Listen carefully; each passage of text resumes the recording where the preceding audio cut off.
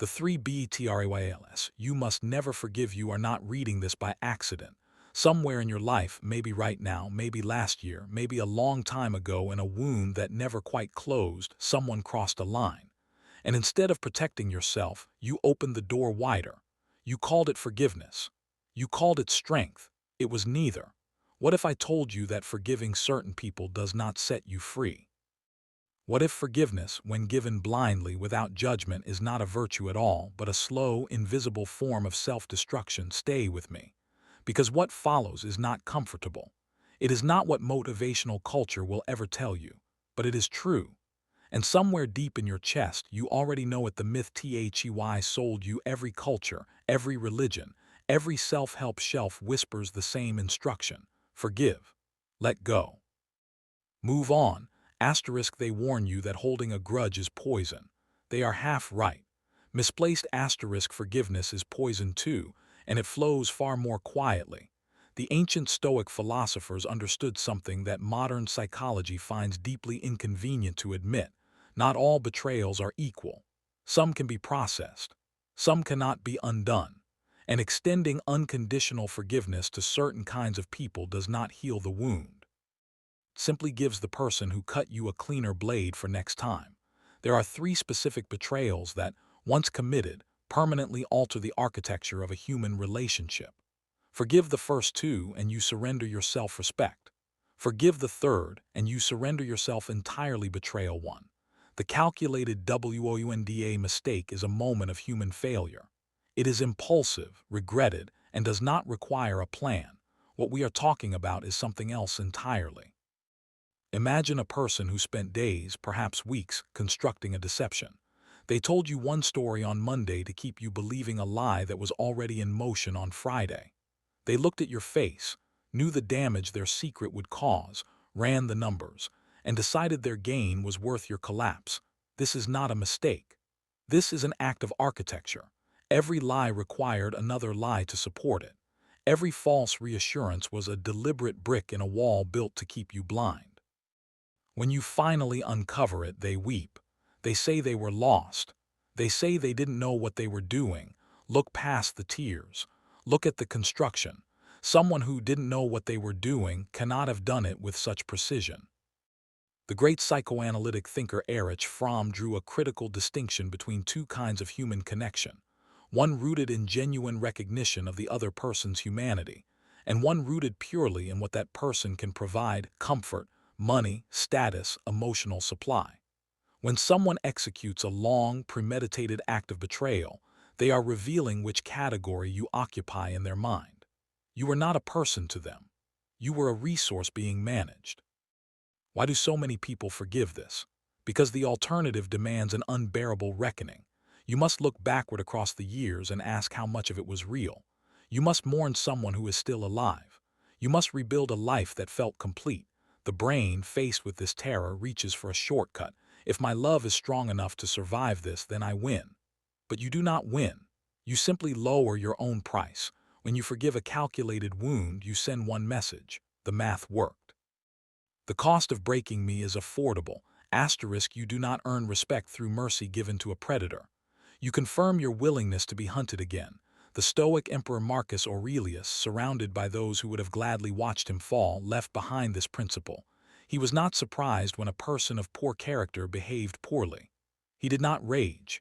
He did not beg for an explanation. He simply removed the variable: cold, clean, final, not revenge, removal. You do not need to burn anything down. You need only update your understanding of who this person is and rearrange your life accordingly, with the same dispassionate precision they used against you. Betrayal 2. The theft of reality. There is a kind of violence that leaves no bruises. In the 1st century AD, the Roman Emperor Domitian hosted a dinner for Rome's most powerful senators.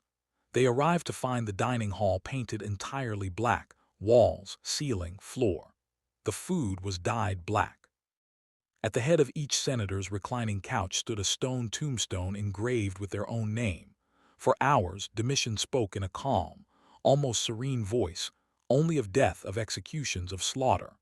The senators sat in silent, paralyzed terror, utterly convinced the meal would end with their throats cut. Then it ended. They were sent home alive.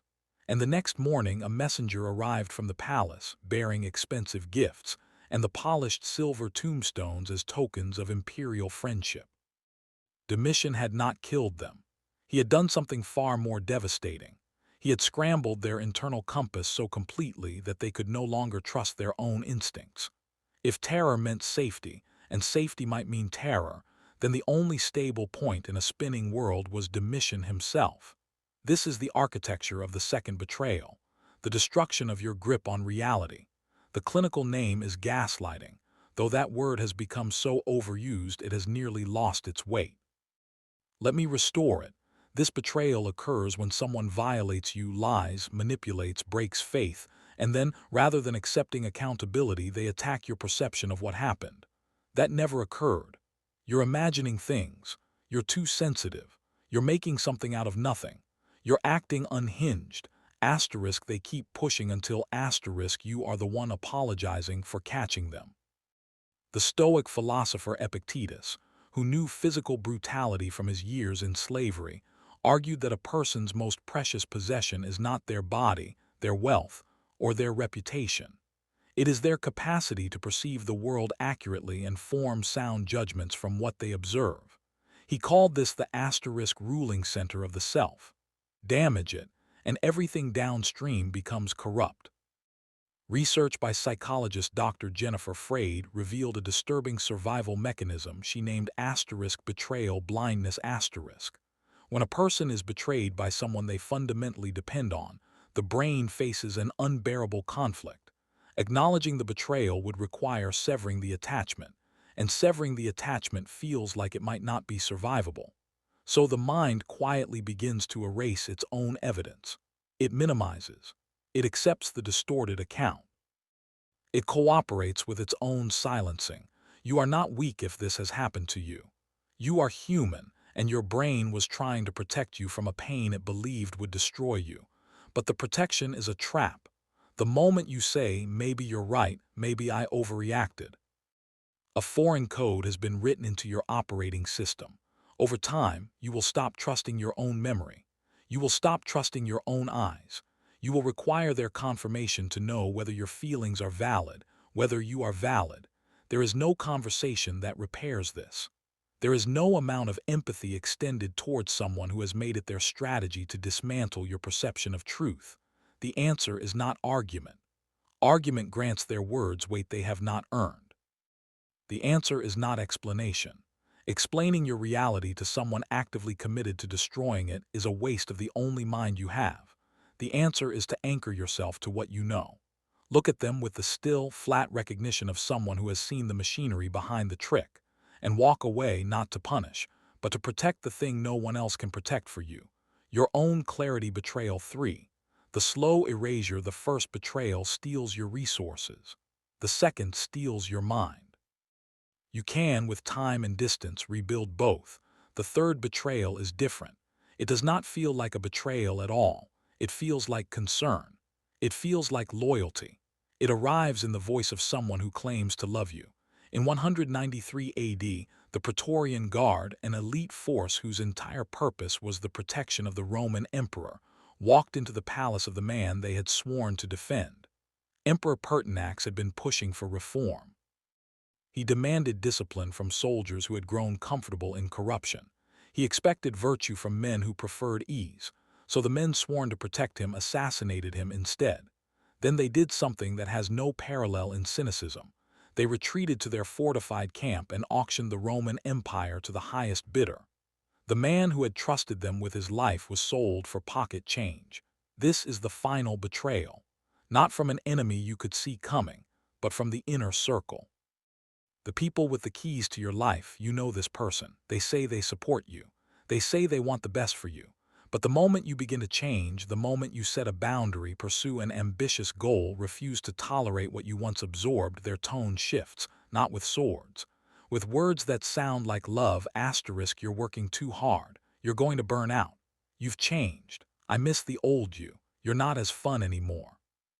Why are you acting like you're better than everyone? Asterisk, each sentence is a small blade.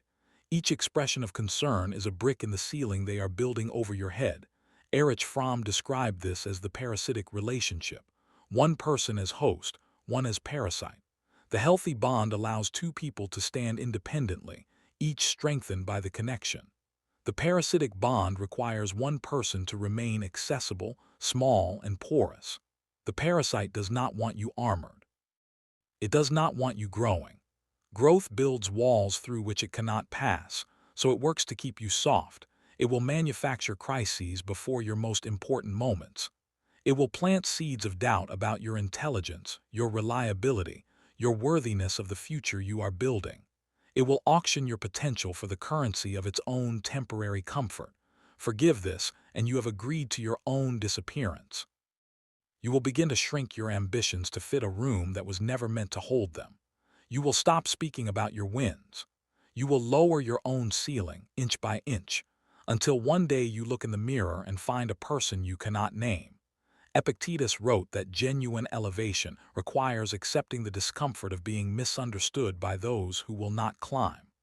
Your growth will inevitably disturb people who have made peace with standing still. You cannot drag them upward without them pulling you down. Cutting this rope is not cruelty. It is not a failure of love. It is the recognition of an incompatibility that no amount of patience will resolve. The person you are becoming cannot coexist indefinitely with someone whose survival depends on you staying who you were. The real meaning of forgiveness, everything above, is not an argument against forgiveness. It is an argument against asterisk confusion about what forgiveness actually is. You must release the anger, not for them, for you. Anger held too long becomes a permanent tenant. Marcus Aurelius knew this. He did not counsel revenge. He counseled removal. He wrote that the greatest revenge is to become nothing like the person who wronged you. But releasing anger and reopening access are two entirely different acts. You can understand that a person has certain patterns, certain damage, certain limitations, and still refuse to place yourself back inside those patterns' reach. You can forgive a snake for being a snake and still refuse to let it sleep in your bed. What mainstream forgiveness culture insists on is the restoration of the prior state, the wiping of the slate, the return to trust as though the architecture of the relationship was never compromised. Consider, if a bridge collapses because the steel was rotten, you do not drive your car across it the next day simply because the engineer expressed regret. The physics have not changed. The steel is still compromised. You are not cold for knowing this. You are not incapable of love. You are not bitter or broken or lacking in compassion. You are an architect, and you are reading the structural data, the architecture of indifference when you decide to remove someone who has committed one of these three betrayals. You do not write the long message explaining every wound. You do not stage the confrontation. You do not send the evidence. When you explain your pain to a manipulator, you are not offering them an epiphany. You are handing them a map of where to press next time. The Stoics practiced what they called asterisk apatheia, not the modern apathy of indifference, but the disciplined removal of irrational emotional turbulence. You observe, you process, you conclude. Asterisk, this person committed a calculated act. This indicates a structural incompatibility. The logical response is removal, asterisk, no theater, no performance of the wounded. Just a quiet, inexorable shift in the architecture of your life. You become what strategists call a gray rock, smooth, unreflective, impossible to extract anything from. Your responses become brief. Your warmth becomes absent. Your vulnerability disappears entirely from that relationship. They will tell their version of events to mutual friends. They will frame themselves as the abandoned one, the victim of your coldness. Let them. Their story is the predictable, desperate narrative of someone who has lost access to a resource they relied on. It requires no response from you. It requires no defense. Epictetus reminds us that we do not suffer from events themselves, but from the meaning we assign them. If you judge their campaign to recast you as cruel to be a genuine threat, it will wound you. If you recognize it as the flailing of an exposed manipulator, it will register as nothing more than background noise. WHAT remains three betrayals. Three fractures from which ordinary forgiveness offers no actual repair. The calculated wound, which proves you were never a person to them, only a utility. The theft of reality, which attempts to rewrite your memory, your judgment, and your grip on what is true. The slow erasure, which dismantles your future under the cover of love. You are not obligated to bleed indefinitely for the people holding the knife. You are not obligated to call the bleeding noble. There is a version of your life in which these three people, or this one person who committed all three, are simply no longer present. Not punished, not destroyed, not even hated, simply absent. And in that absence, something you had quietly stopped believing in begins to return. The question is whether you are willing to step into the cold clarity of that absence, or whether you will choose, once again, the warmth of a familiar destruction. That choice belongs entirely to